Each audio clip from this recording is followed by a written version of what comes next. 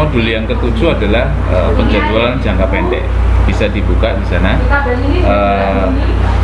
Ada beberapa topik bahasan.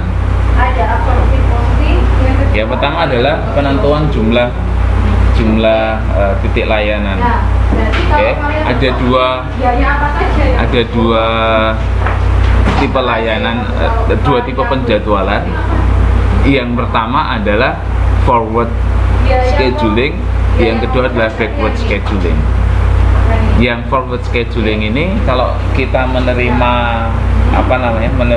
pesanan order sekarang, kemudian kita jadwalkan dari hari ini, kemudian berapa waktu akan dikerjakan. Misalkan menerima order baju ini jahit, biasanya kita 2 hari, kita bisa mengestimasi ya 2 hari dari sekarang selesai, kemudian bisa menjanjikan kepada si konsumen 3 hari lagi nanti bisa diambil misalkan. Kalau ada 2 pekerjaan disuruh jahit baju sama celana, ya yang baju 2 hari misalkan, yang celana 3 hari misalkan.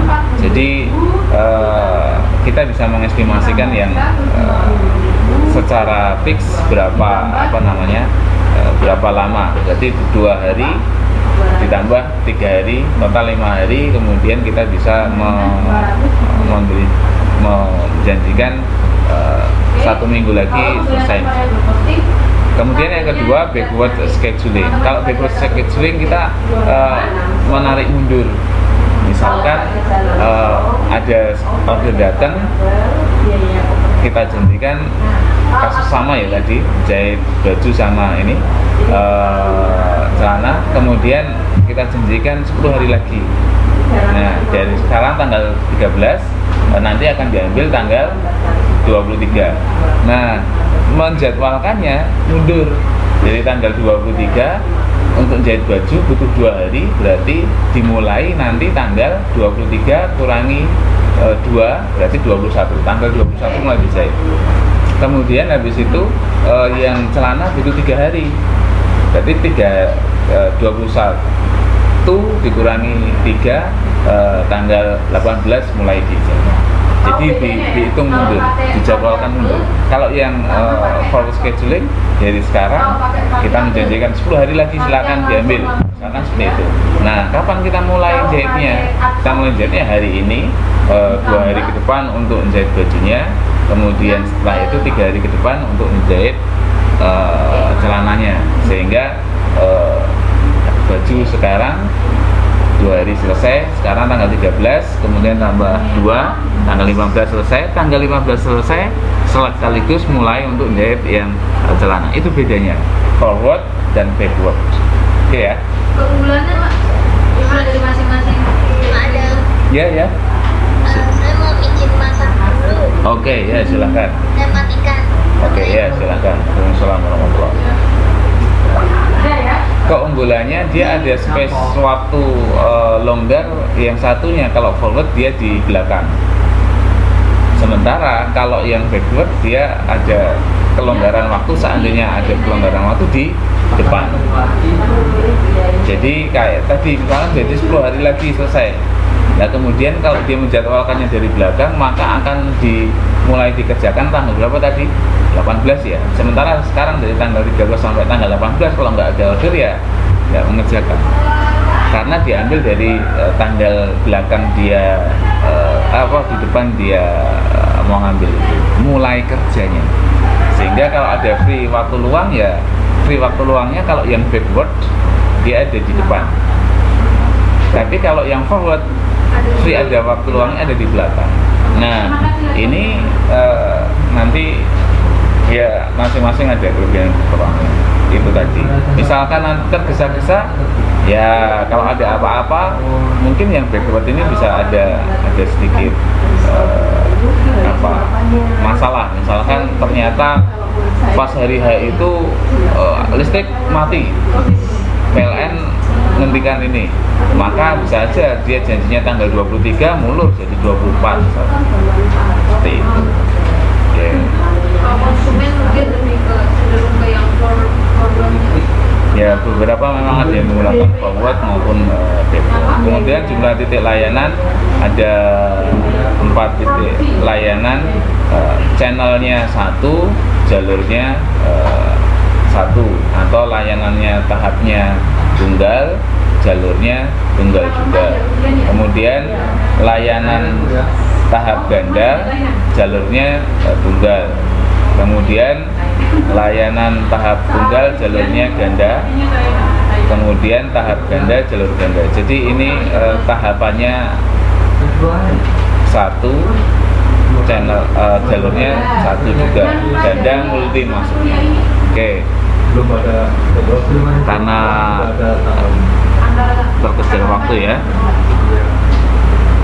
Rata-rata pengguna ini contoh kasus ya, rata-rata penggunaan mesin fotokopi. Di situ ada kasusnya sekretaris di suatu perusahaan, ada banyak sekretaris di tiap-tiap departemen.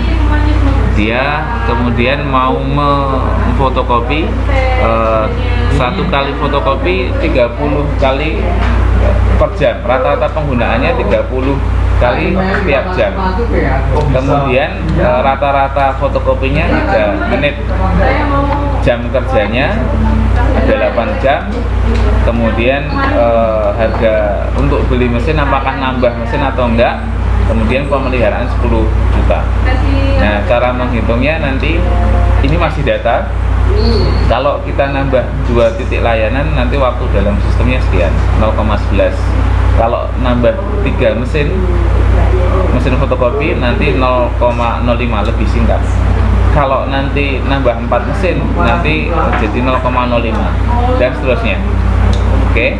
Nah, kemudian kita bisa menghitung kalau channelnya 2, maksudnya mesinnya ada 2 ya, mesin fotokopinya ditambah 2. Pertama ada 1, habis itu mau ditambah jadi 2, atau tambah 3, atau tambah 4, atau tambah 5, atau tambah 6, supaya tidak terjadi antrian. Jelas ya? Jadi ini ada mesin fotokopi yang mana ketika menggunakan si sekretaris ini antri, gunainnya antri karena ada 1 mesin fotokopi.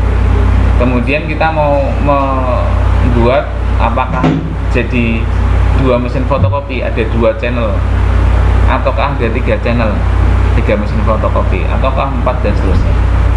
Nah, kalau 4 mesin fotokopi, maka waktunya lebih singkat daripada 2 mesin fotokopi dan jelas 1 mesin fotokopi. Ini waktunya. Kalau waktu per jam, ya dikalikan saja. Ini kan tadi mata pelajaran ini dikalikan, ini apa namanya? dulu aku cuma berdua, satu udah pulang. Sama siapa? Sendiri Berdua sama saya mau. Oke. Ini waktu yang per jam, kemudian ini waktu yang per tahun. Jadi data yang channel tadi yang sebelumnya dikalikan dengan keterangan data di sini. Oke ya. Kemudian Saya boleh duluan. ada apa namanya, biaya yang diperlukan untuk membayar tenaga kerjanya, biaya staff. Sebentar.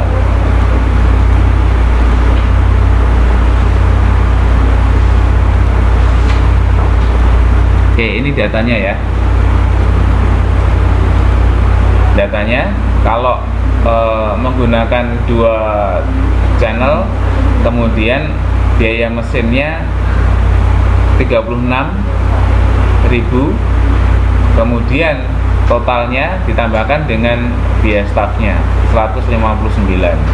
Kemudian kalau 3 channel, nanti biaya mesinnya, ini beli mesinnya berarti tambah 2 mesin lagi, kemudian bayar tenaga kerjanya sebanyak 62 1532, kemudian di total 116. Nah, kemudian kita milih berapa channel yang akan kita pilih. Tentunya milih yang paling kecil biayanya. Yang paling kecil yang mana ini? Yang paling kecil ya? Yang 3. Jumlah biaya yang paling kecil ada mesinnya 3. Berarti kalau dengan demikian ada 3 mesin yang dipakai, berarti kita nambah 2 mesin karena awalnya kan cuma 1 mesin. 1 mesin ditambah 2 lagi, dia akan menghasilkan nilai yang paling minimal. Tuh.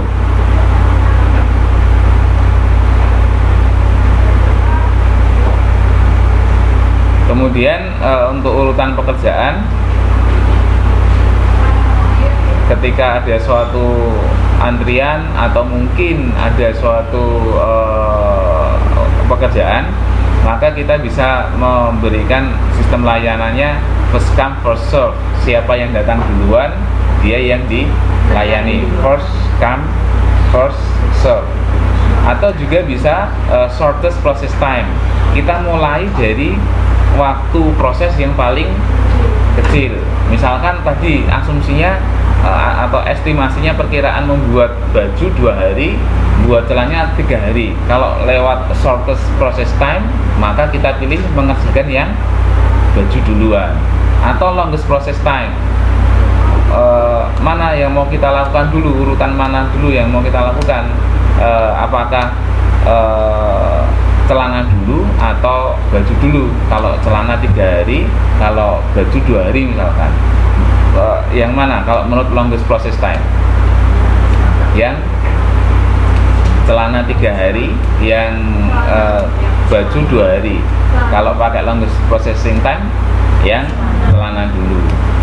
Kemudian earliest due date, ini tanggal apa? Kita janji, misalkan ada 2 pelanggan datang kepada kita, kemudian yang satu minta dijahitkan baju, kita pikir 2 hari, maka kita bisa janjiin 2 hari dari sekarang selesai. Sementara yang satunya pengen jahitin celana, kita bisa ngestimasikan 3 hari, maka 3 hari lagi selesai. Nah, kalau yang earliest due date ini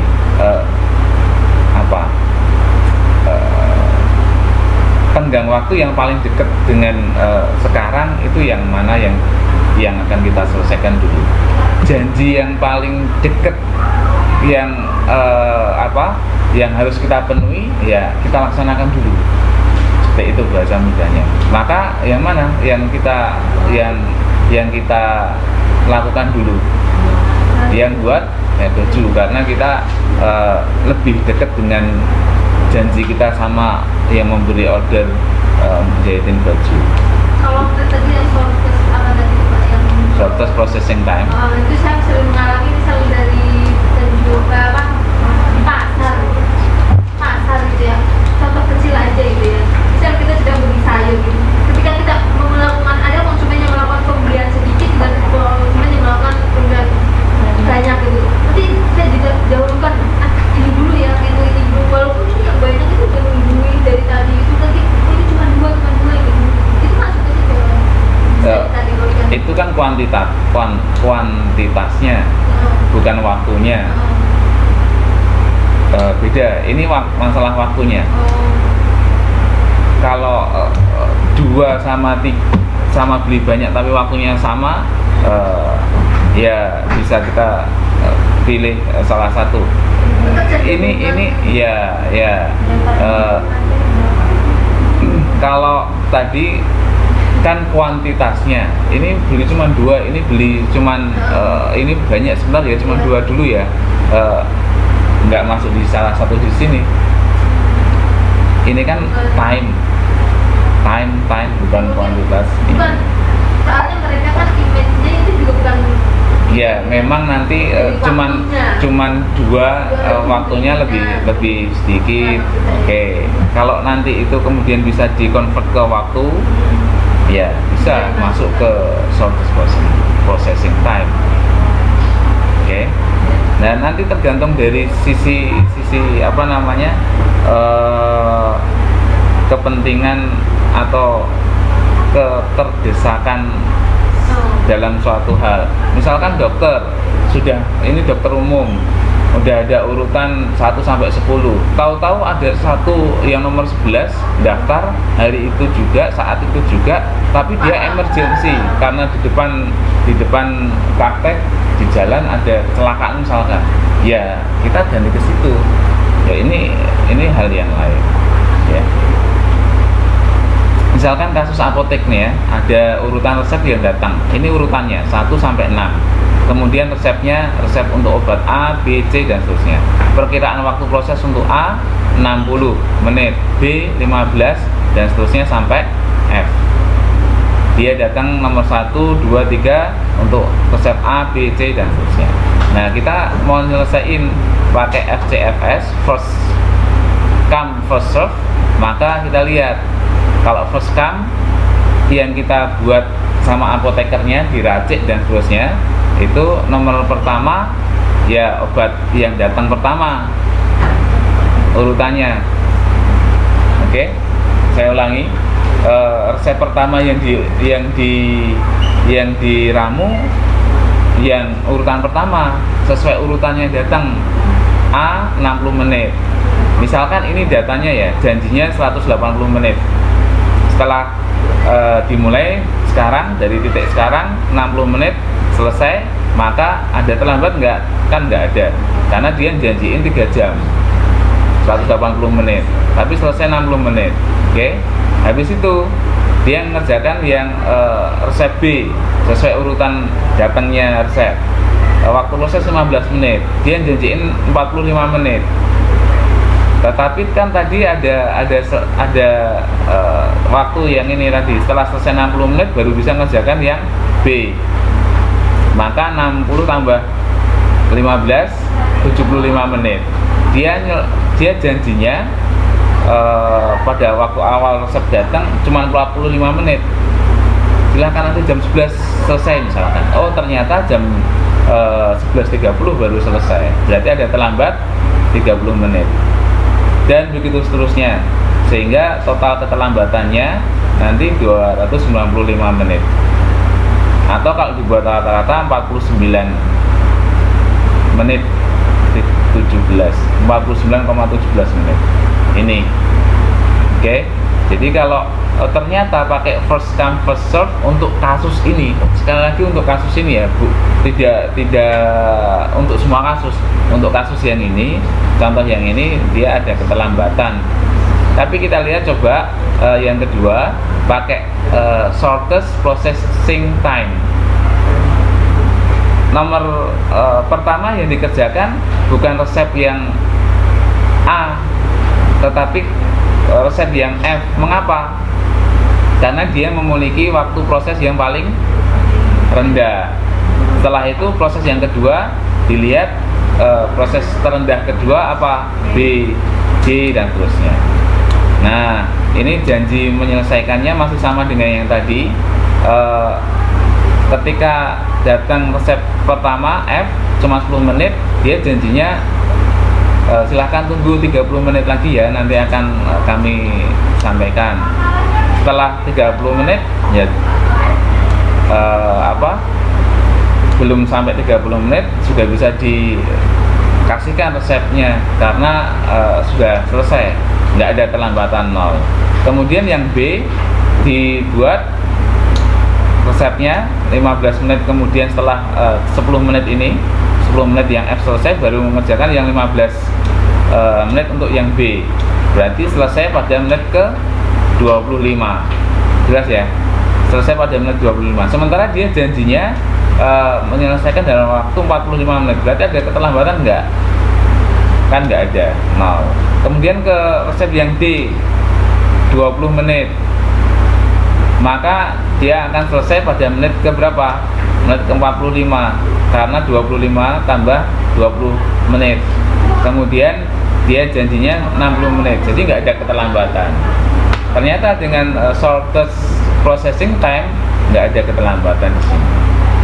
Oke. Kemudian pakai LPT, longest processing time, waktu paling lama, dipilih yang paling lama dulu yang mana. Oh ternyata A paling lama, maka dimulai dari A. Setelah itu paling lama kedua yang mana? Yang E ternyata. Paling lama ketiga yang mana? Yang C, dan seterusnya. Ini urutannya mengerjakan resepnya seperti itu. Kemudian habis itu janjinya masih sama, data janjinya.